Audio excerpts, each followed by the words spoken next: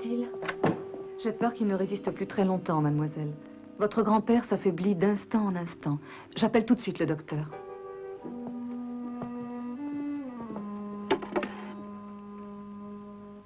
Maria.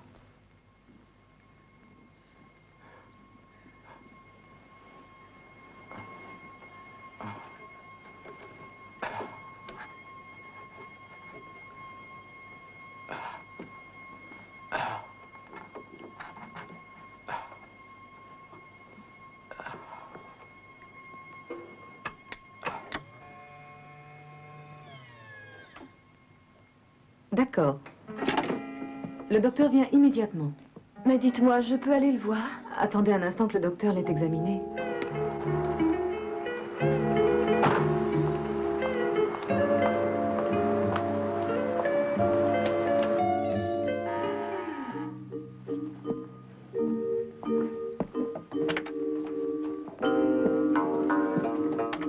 Bonjour, docteur. Bonjour, mademoiselle. Mais entrez, allez-y. Merci.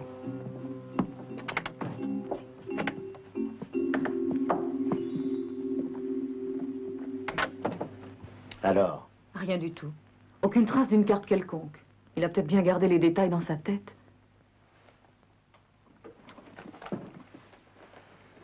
Gustave. Gustave, voyons, répondez-moi.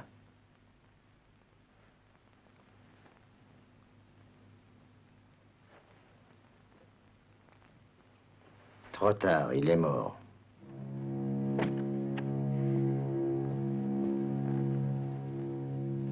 Je suis navré, mademoiselle.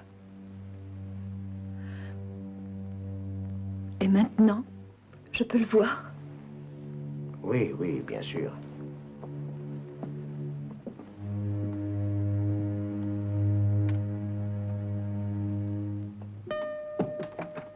Vous croyez qu'il lui aurait dit où elles étaient? Oui, c'est possible. Quand ses parents se sont tués, elle et le vieux bonhomme sont devenus très liés.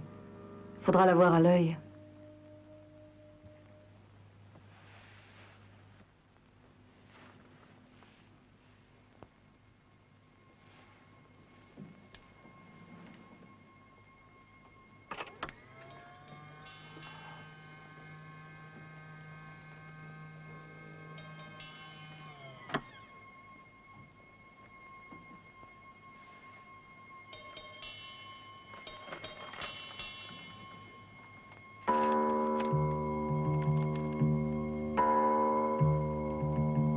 Merci, grand-père.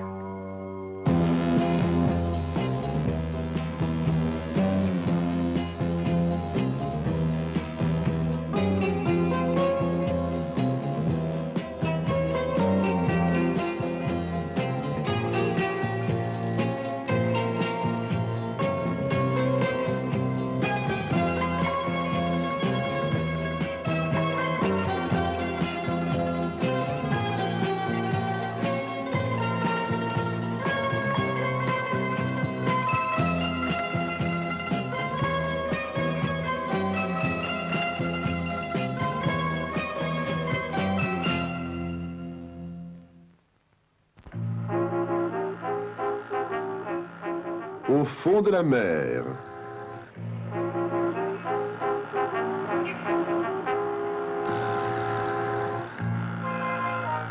Scénario Donald James. Réalisation Val Guest.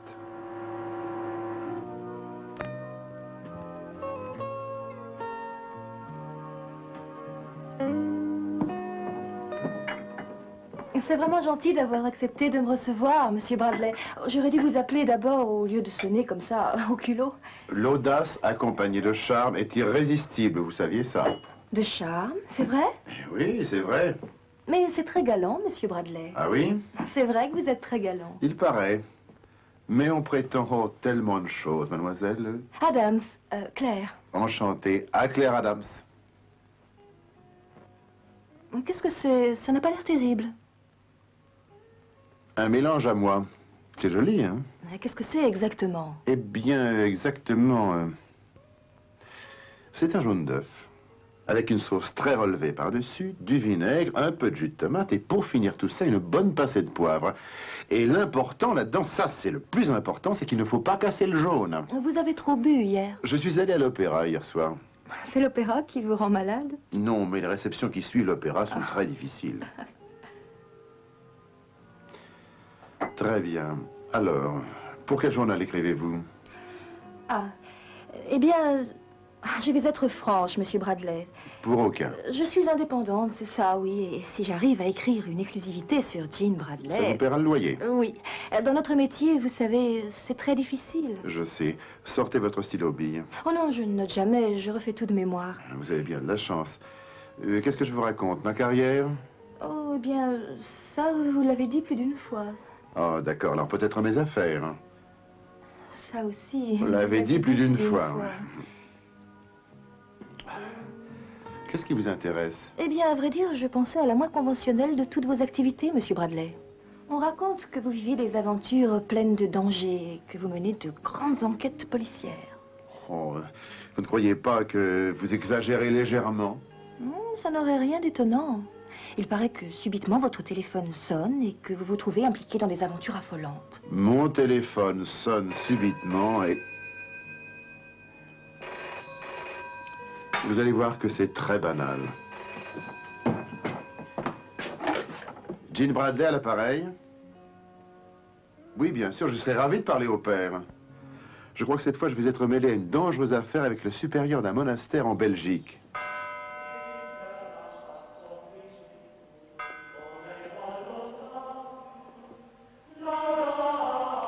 C'est une très grande joie de vous revoir chez moi, Monsieur Bradley. Merci, mon père. Et moi, je suis ravi d'y revenir. Ça change du monde extérieur de se trouver là, voir des gens paisibles. Et comment est votre élixir cette année? Je crois qu'il a rarement été aussi bon. Je vais en faire apporter un peu. Excellente idée. Et votre jardin potager, vous en êtes content? Ah, nos fraises sont magnifiques, rouges et bien juteuses. Et les vignes sont belles? Ça va, ça va. Oui, vous, ce sont les fraises qui vous passionnent. Alors, mon père, quel est ce problème que vous voulez m'exposer? Nous avons une bonne occasion de récupérer de vieux objets qui appartenaient autrefois à notre beau monastère. Et alors, où est le problème? Il est dans le prix, c'est tout. Le vendeur en exige 100 000 $. Nous allons vendre des terres dans le village si l'archevêque nous en donne la permission. Pourtant, ça ne va pas suffire. Oui, vous savez, 100 000 $, c'est une somme. Ce n'est pas grand-chose quand la valeur de ces objets est de l'ordre de 10 millions de $. J'ai cru entendre 10 millions de $. Qu'est-ce que vous attendez pour m'expliquer? Bien avant la guerre, la cathédrale était réputée dans toute l'Europe pour la magnificence de ses vitraux. Et comme vous voyez, malheureusement, aujourd'hui, certains des vitraux ne sont plus à leur place. Qu'est-ce qui s'est passé? Par mesure de précaution contre les bombardements en tout genre, on les a enlevés en 1939. Alors, des milliers de morceaux de verre ont été séparés et emballés dans 25 caisses bien hermétiques. Mais où a-t-on gardé les caisses? Dans un coffre-fort un peu spécial, au fond de la mer. La cachette de chaque caisse était marquée sur une carte. Et malgré ces précautions, à la fin de la guerre, quand on a récupéré les nombreuses caisses, il en manquait 3. Et pourquoi nous mêlons-nous de ça? Oh, par simple diplomatie, oui, par pur intérêt en réalité. Et tout ça uniquement parce qu'une importante personnalité visitera la Belgique le mois prochain. Et notre gouvernement a pensé que cette visite revêtirait un éclat particulier avec... Avec la présentation, par cette très importante personnalité, des fameux vitraux subitement retrouvés. C'est ça, oui. Nous allons peut-être avoir des problèmes pour les retrouver. Ah, mais justement, j'ai rendez-vous ce matin avec quelqu'un qui va me vendre les fameuses cartes. Le représentant du gouvernement est d'accord pour payer 40 000 livres pour elle.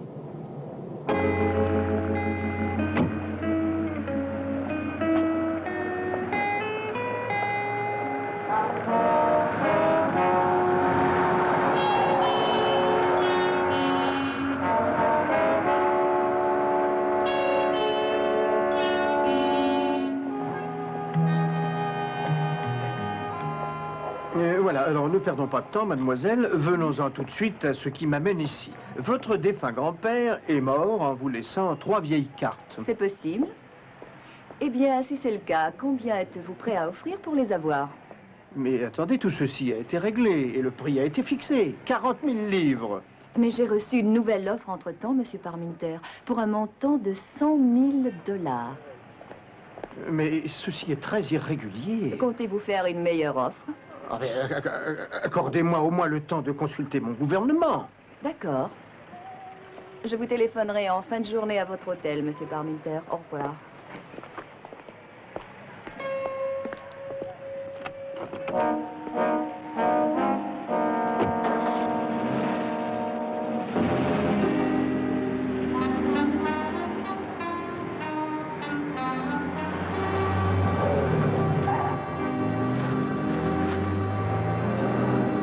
Taxi.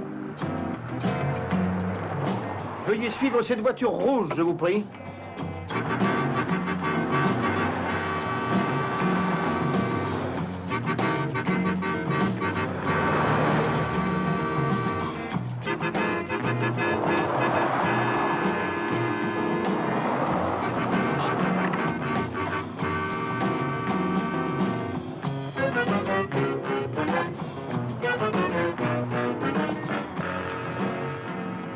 Attendez, mademoiselle. Oui. Non! Non, lâchez-moi! Mais lâchez-moi! Laissez-moi! Oh!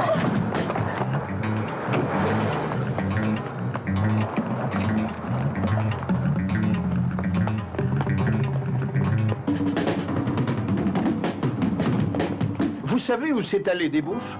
Oui, elle mène juste en dehors de la ville. Je connais un chemin plus rapide. Magnifique.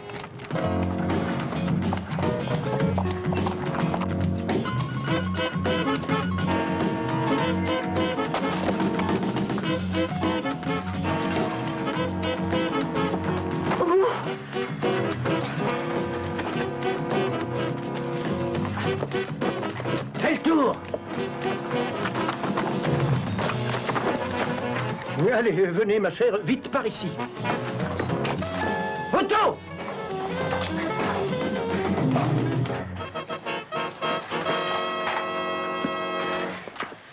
Qui sont ces hommes-là? Ils veulent prendre les cartes.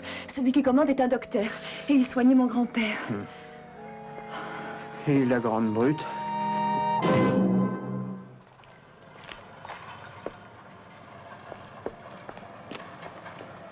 Ah, s'il vous plaît, partez.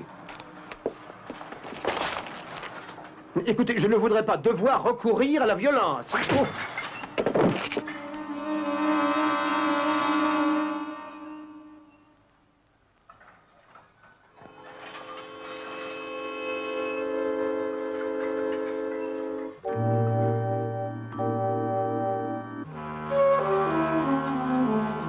Oh oui, il y avait 4 ou 5 hommes, de vrais brutes, ou bien peut-être même 6. Vous devriez dire à Londres d'envoyer les renforts. Non, non, non, oh, ça, alors c'est hors de question. Non, je tiens à régler ceci moi-même.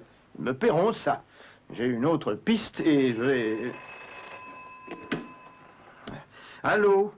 En tant que professionnel, vous-même, Monsieur Parminter, nous croyons que vous préféreriez traiter avec d'autres professionnels. Non, je maintiens mon offre, je ne discuterai plus de ça. Elle est de 40 000 livres. Mais vous savez que Mademoiselle Gustave a déjà reçu une offre d'un montant de 100 000 $. Et si vous n'êtes pas prêt à aller aussi haut, je regrette. Quoi?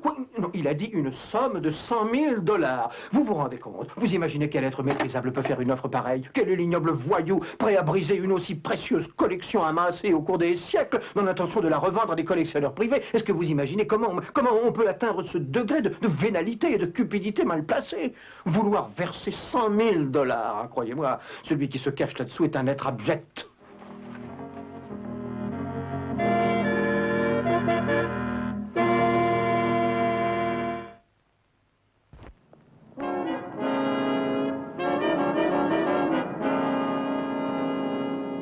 Non, écoutez, j'ai pourtant précisé ma position ce matin. J'ai bien l'intention de régler ceci sans renfort spécial. Je n'ai pas quitté Londres dans l'intention de vous aider, j'ai simplement escorté Sir Richard jusqu'ici. Pourtant, Mais bon, puisque je oui, suis très là... bien, nous verrons. Eh bien, Sir Richard, le Premier ministre doit savoir qu'il nous faudra payer un prix avoisinant les 100 000 $. Le Premier ministre m'a répété que vous lui aviez dit que le prix demandé serait de l'ordre de 40 000 livres. Ah oui, mais un nouvel élément s'est mêlé à la situation. Un voyou sans scrupules et qui n'a pas l'air gêné pour payer. Alors le Premier ministre sera bien déçu, Parminter. Vous pensez qu'il refusera cet extra? Il vous a certainement donné un message pour moi. Certainement, Parminter. C'était ça, le message que je devais vous transmettre. Mais je ne suis pas encore vaincu, dites-lui ça de ma part. Nous nous battrons encore, sœur. L'avion repart demain matin. Si l'affaire connaît de nouveaux développements, vous pourrez me joindre à l'ambassade.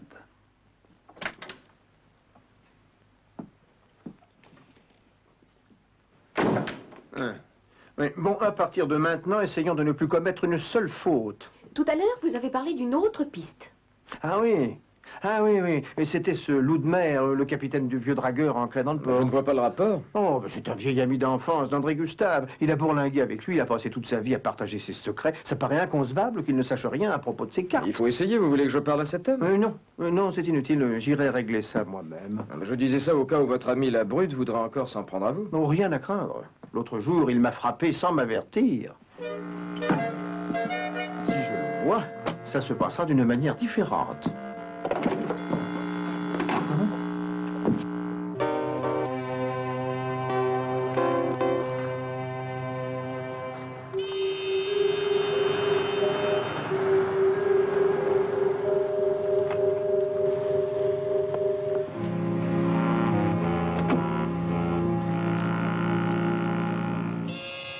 Tenez, et gardez tout. Merci.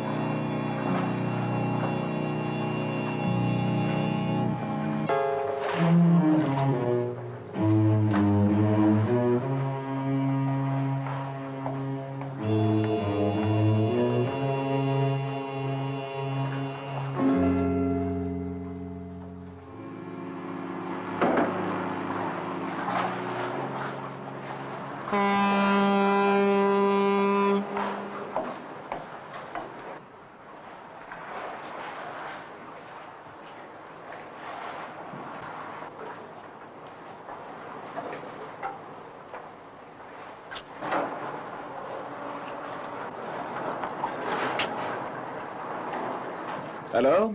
Alors quoi? Qu'est-ce que vous êtes venu faire? J'ai pensé qu'après tout, je pourrais vous aider. Vous l'avez trouvé? Ah, ça oui, je l'ai trouvé. Son cadavre est là, par terre.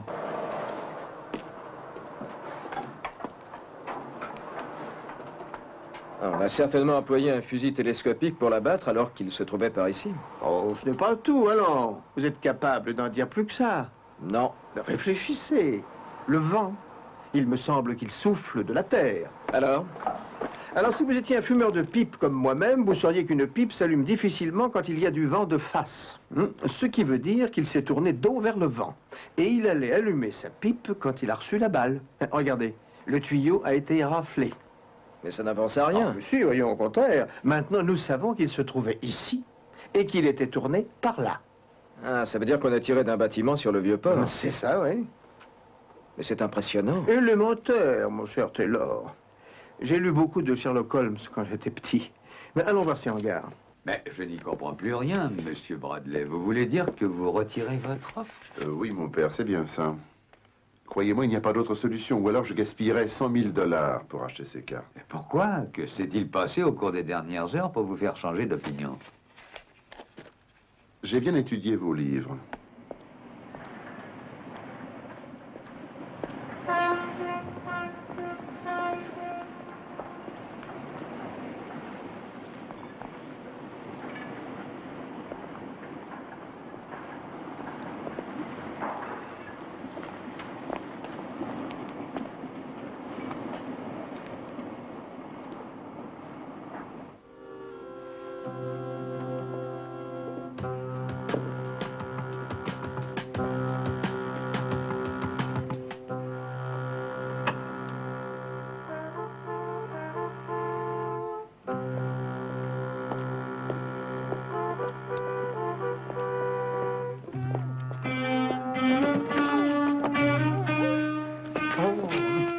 Mais c'est Maria, le ciel soit loué. Attendez, je peux vous aider?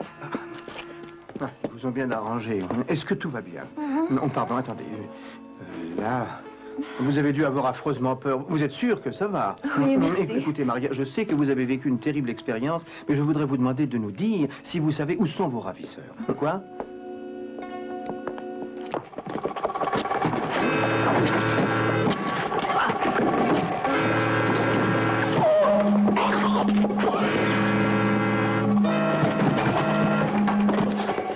Attendez, laissez-le, je m'en occupe. Allez plutôt aider votre ami.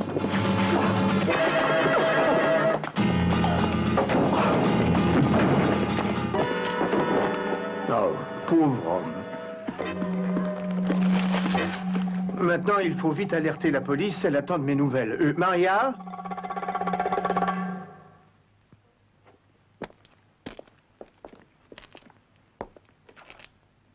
Maria? Oh, Dieu du ciel. Vous me dites qu'elle s'est simplement évaporée. Oui, impossible de retrouver sa trace. Et pourtant, elle vous a encore téléphoné et a répété sa demande pour obtenir un versement de 100 000 $. Dans une aussi grande ville qu'Anvers... J'espère que le Premier ministre appréciera cela. Vous croyez qu'il n'y a absolument aucune chance qu'il accepte de payer les 100 000 $? Absolument aucune chance. Au revoir, Parminter. Au revoir.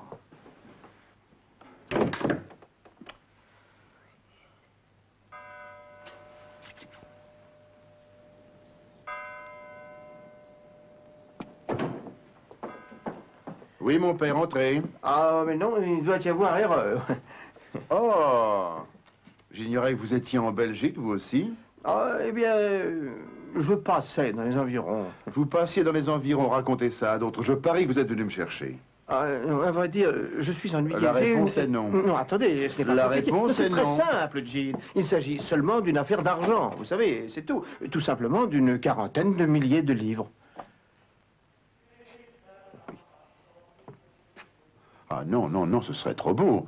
Ce serait vraiment une coïncidence trop énorme. J'aimerais comprendre. C'est à vous qu'on demande de payer ça? Mais oui, c'est justement à moi qu'on le réclame. Allez, racontez. Ah, c'est une très longue histoire. Alors, attendez.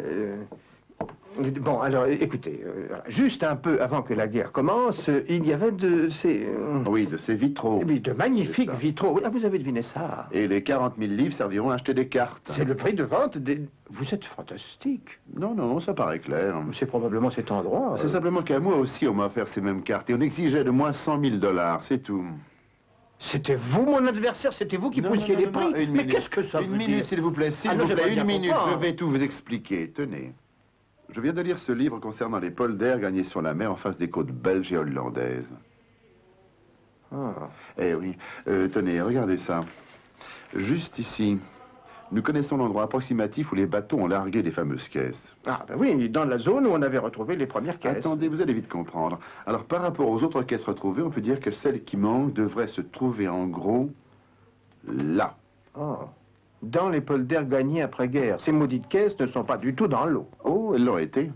Mais aujourd'hui, elles sont enfouies sous plus de 25 000 tonnes de béton et de ciment en tout genre, environ une centaine de tonnes de poutrelles métalliques, et plus de 1500 appartements de grand luxe dans lesquels vivent en paix de nombreuses familles. Assez. Elles sont bien cachées là où elles sont. Et c'est là qu'un jeune archéologue les trouvera aux environs de l'an 3000. Vous savez, Jean, j'ai des frissons rien qu'en y pensant. J'étais prêt à verser une somme de 40 000 livres de l'argent des contribuables anglais. Attendez-moi, c'est pire, Parminter. Pour ce renseignement, j'étais prêt à payer jusqu'à 100 000 $ qui m'appartenaient. Oh. Ça aurait été ennuyeux, non?